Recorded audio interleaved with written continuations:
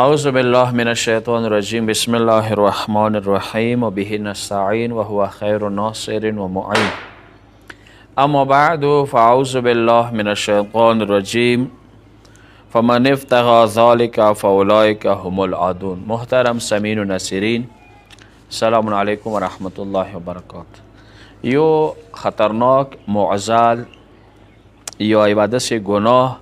څاغه طرف ته اکثر یا میجارټي مو ځنه کسانو ته متوجه نه دي یا زیات هغه ګناه بیان نه دی شوي چې هغه په کار د موږ خپله غلطي وګڼو چې په کار د هغه بر وخت هغه بیان شوي وی څه فارسی کې هغه ته مشتزني نه ویلی شي، عربي کې ورته استمنا نه ویلی شي، انګلیش کې هغه ته ماسټریبیوشن نه ویلی شي. یعنی انسان هغه استمنا ذریعه سره مشتزني ذریعه سره چې کوي خپل لاس ذریعه سره ځانه منی وبسي. که یو وره انسان څه دی کور وره سره هم بسترې وجې نه منی وځي، یو وره انسان احتلام خوب کې شیطان دوکه کولی وجې نه منی وځي، دا دوه دینه جدا دي. دینه هټ کر انسان نعوذ بالله زنا دی، لواط دی، څه ډېرې خطرناکې ګناهونه دي. هغه نه هم هټ کر انسان خپل د لاس ذریعې سره چې کوي ځانه منی وبسي، چې دې ته عربی کې استمنا یا انګلیش کې موټه کې څه کوم انسان کو ماسټریبیوشن څه کوم ته یایي مشتزني، یعنی لاس ذریعې سره ځانه منی وبسله. ډېر داسې مې اورېدلي دي چې هغوی یایي چې یاره که غواړې څه زنا نه ځان وساتې دا ډېره غټه ګناه دی، لهذا کله انسان باندې تکلیف راغللو څه ګناه ونه کېږي، زنا ونه کېږي، هغه لاس ذریعې سره ځانه شی وکړي منی وبسي. نه، دا یا حرامه دی و دې ته حدیثونو کې زنا ټکی استعمال شوی دی، ځان سره نکاح کولی والا ټکی ورته ملو شوی دی او سخته ګناه ګڼلی شوی دی. قرآن کې باقاعده سوره مؤمنون آیت نمبر 8 کې 7 نمبر آیه کې څه دی امام علیه السلام یې دې تفسیر اندې سره کړی دی. فمن ابتغى ذلک چې څه کچېرې دغو حدودونه واوښتو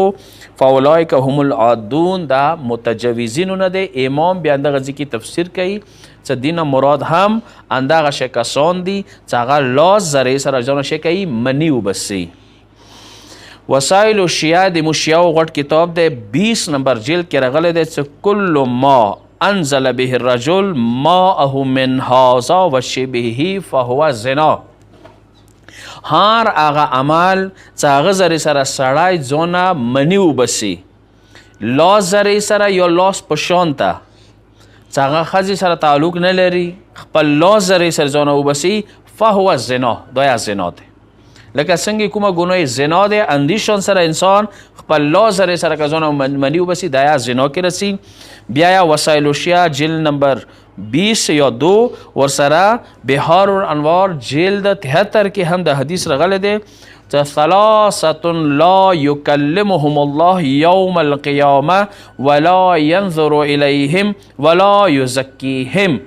درې داسې کسان دي چې ورځې قیامت پروردگار متعال الله رب العزت هغوی ته د رحمت نظیر نه کوي و نه هغوی طرف ته د رحمت نگاه کوي و نه سره خدای خبرې کوي و نه یې پاک و پاکیزه کوي. ولهم عذاب علیم، دوی دپاره به ډېر سخت عذاب وي. دا کوم دي؟ هغو درونه یو کس هغه دی چې الناکح نفسه، چې هغه خپل ځان سره نکاح کوي. ځان سره نکاح یعنی لاس ذریعې سره ځانه مني وبسي. دین علاوه امام صادق علیه السلام شپږم مولوی چې که چوک لاس ذریعې سره ځانه مني وبسي، استمنا کوي، مشتزني کوي، ځکه خبر شم چې دا کار د کوي، زه داسې کس سره ناستی نه کوم، زه داسې کس سره مړی نه خورم، یعنی بالکل هغه زناکار په شانته شو. بل روایت کې شته چې ناکح الکف ملعون، هغه کس لاس ذریعې سره ځانه مني وبسي دا ملعون، دی باندې د خدای لعنت وي، د ملایکو لعنت دی داسې کس باندې. پروردگار دی سره خبرې نه کوي چونکې دی لاس ذریعې سره شی وکړله مني وبسله او ملعون شولو، زنا مرتکب شولو. یی چې مولا امیر المؤمنین زمانې کې یو کس و، هغه به لاس ذریعې سره ځانه مني وبسله. چې کله مولا امیر المؤمنین ته حاضر کو، مولا علی علیه السلام هغه ته سزا ورکړه، هغه لسونه یې دوره زیات کړو سره علی علیه السلام وویله چې هغه لسونه تک سره شوله. خو بیا علی علیه السلام څه وکړ بیت المال نه څه دی هغه ته واده وکړل څه آینده هرګز دا کار ونه کړي دا زنا دی که ته غواړې هغه مشروع علی راته سره شی دی هغه څه واده وکړي واده زری سره منی وتله ایته خواهشات پراش ولا ثواب خپل ځکه زن و شوهر دغه ټوله احکامات او مترتب کیږي خو بهرحال د خپل ځوانانو د خپل وړونو دوستانو ته دا یاران ته دا خبره زکوم څه دا استمناء دا مشزنی د الله سره سزا نه منی وبسله دا حرام ده د زنا سره برابر ده ځنه وخت کې ځنه کسان څه کوي بچي نه کېږي کال دوه کال پرانه وي شي لوډ شي بیټرۍ ته څه یمو بچي نه کېږي ټیسټ وکړي د ښځې والا د وډ سړي والا بیا هغه ورته فورا بس ډایرکټ وایي څه لوډ شه خپله الله زرې سزا نه مني وبسه کسه که چیرې انتهایي ضرورات دی لکه رهبر نه پوښتنه شوي دی څه ایته علاج و معالجه صرف اندي باندې ډیفینډ کوي بېله خبره دی خو داسې کسانو ته به زه بله مشوره دا ورکوم څه خپل الله زرې سره ته مني وبسله حرامه دی شرعا زنا سره برابر ده انسان لعنت کې رسی اما که انده منی کور ولا خځې ولا زوجه لا زرې سره ته نه وبسله هغه بیا حرام نه دی هغه جایزه دی که ته کوي بیا دې طریقې سره هم څه دی د فقه و مسله ته زه ذکر کوم چې رای حل ته ښیم څه هغه مني څه ته خپله لاسه ځان وبسئ دا ته حرامه دی زنا سره برابر دی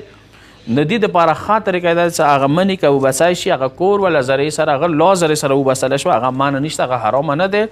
اما که تو خپل لاسه خپل ځان وبسي دا منی دا بیا حرامه دی زنا سره برابر دی د یو ځل بټرۍ ولا ته زه د خواهش کوم چې فورا داسې حکمونه چې هغه که چیرې تو سره یوه بله لیاره متبادل وي ښه دی